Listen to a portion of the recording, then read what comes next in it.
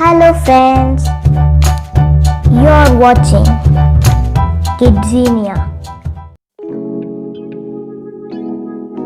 Friends, இன்னைக்கு நம்ம பிளாஸ்டிக்கால animals, environment, சீ creatures, birds எப்படி பாதிக்கப்படுதுன்னு பார்க்க போகிறோம்.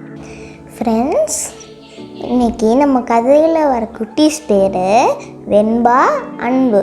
வெண்பா அக்கா, அன்பு தம்பி. அவங்க ரெண்டு பேரும் அவங்க அப்பா அம்மா கிட்ட டூர் போகலான்னு கேட்குறாங்க. அதுக்கு அவங்க அப்பா அம்மா சரின்னு சொல்லிவிட்டு நீங்களே ஒரு இடத்த சூஸ் பண்ணுங்கன்னு சொல்கிறாங்க. அவங்க கொஞ்சம் நேரம் யோசிச்சுட்டு எங்களுக்கு அனிமல்ஸ் பார்க்கறதுனா ரொம்ப பிடிக்கும், எங்களுக்கு ஃபாரஸ்ட்டுக்கு கூட்டிகிட்டு போங்க அப்படின்னு சொல்கிறாங்க. அதுக்கு அவங்க அப்பா அம்மா உடனே சரின்னு சொல்கிறாங்க. அவங்க ரெண்டு பேரும் அவங்க அடுத்த செகண்டே ஐயா ஜாலின்னு குதிக்கிறாங்க. ஐயா ஜாலின்னு குதிச்சுட்டே சத்தம் போடுறாங்க. அப்புறம் அவங்களே ஒரு டேட் சூஸ் பண்ணி அவங்க ஒரு ஜங்கிள் சஃபாரி போகிறாங்க. அவங்க ஒரு ஜீப்பில் ஏறி போகிறாங்க.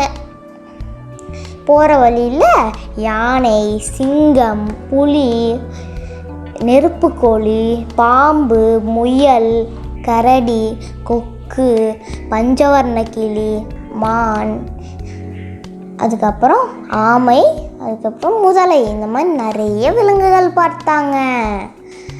அதுக்கப்புறம் ஜீப்பில் போயிட்டுருக்கிறப்ப அவங்களுக்கு பசிச்சுது. அதுக்கப்புறம் ஸ்நாக்ஸ் சாப்பிட்லான்னு உட்காந்தாங்களா. ஸ்நாக்ஸ் சாப்பிட்டு முடிச்சதுக்கப்புறம் அன்பு அந்த பிளாஸ்டிக் கவரு, பிளாஸ்டிக் பாட்டிலெல்லாம் கீழே போட்டான்.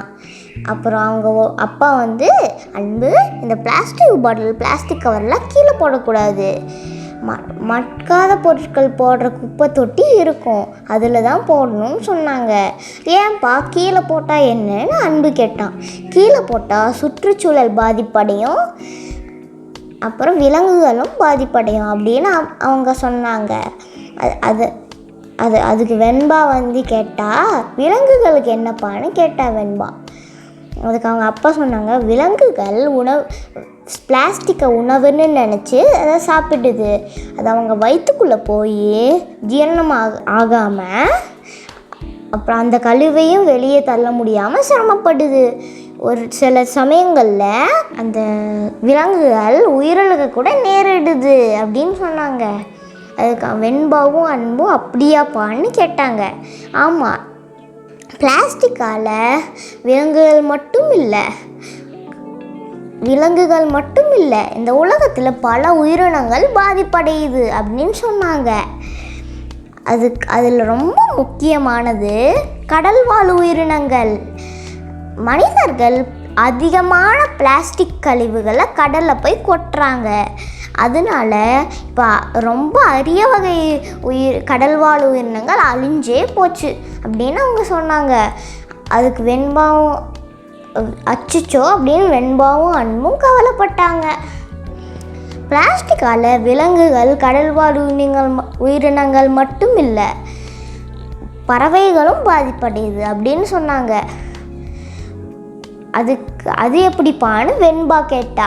பறவைகள் விலங்குகள் மாதிரி தான், பிளாஸ்டிக்கை உணவுன்னு நினச்சி அதை சாப்பிட்டு பாதிப்படையுது அப்படின்னு சொன்னாங்க. பறவைகளுக்கு பிளாஸ்டிக் மட்டும் இல்லை, மனிதர்கள் பபுள்கம் சாப்பிட்டு அதை முறையாக அப்புறப்படுத்தாமல் ரோட்டில் துப்பிட்டு போயிடுறாங்க இல்லையா, அதை பறவைகள் உணவுன்னு நினச்சி அது சாப்பிடுது.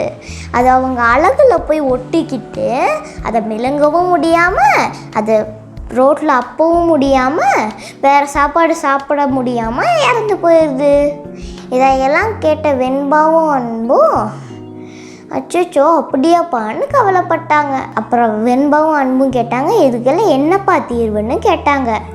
அதுக்கு அவங்க அப்பா சொன்னாங்க, இதுக்கெல்லாம் என்ன தீர்வுனா, முடிஞ்ச அளவுக்கு பிளாஸ்டிக் பயன்பாடை குறைச்சிக்கிட்டு மட்கும் பொருட்களான துணிப்பை, பாக்கு மட்டை, காகிதப்பை, இந்த மாதிரி பொருட்களை யூஸ் பண்ணணும். அப்படியும் பிளாஸ்டிக் பயன்படுத்துகிற சூழ்நிலை வந்துடுச்சுன்னா அதை முறையாக அப்புறப்படுத்தணும். இதை கேட்ட வெண்பாவும் அன்பும் இனிமேல் அப்படியே செய்யலாம்ப்பான்னு சொன்னாங்க. என்ன ஃப்ரெண்ட்ஸ், நம்ம பிளாஸ்டிக் பயன்பாடை குறைச்சிக்கிட்டு சுற்றுச்சூழலையும் மற்ற உயிரினங்களை காப்போமா? என்ன கதையை பார்த்ததுக்கு நன்றி. நம்ம அடுத்த வீடியோவில் பார்க்கலாம். அது வரைக்கும் பாய். தேங்க்யூ ஃபார் வாட்சிங். Please subscribe our channel. Share to your friends and relatives. Follow us on Facebook, Twitter and Instagram for more updated videos.